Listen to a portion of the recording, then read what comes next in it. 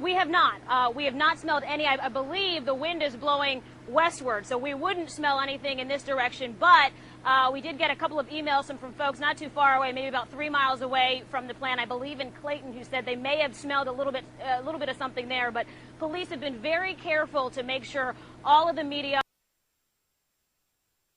all of the family members who were here earlier are a safe distance away from the plant. Again, we are about a quarter mile away from the plant. And in fact, earlier they had actually pushed us even further back. So they want to make sure that we are a safe distance away, that we don't inhale any of those chemicals.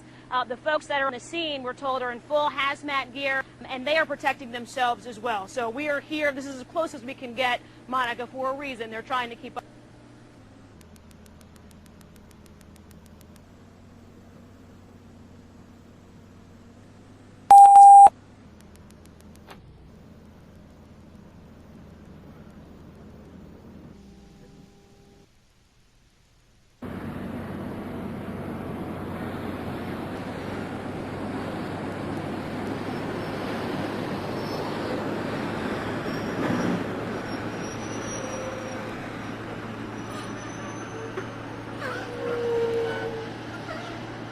Leaving, going to the senior center.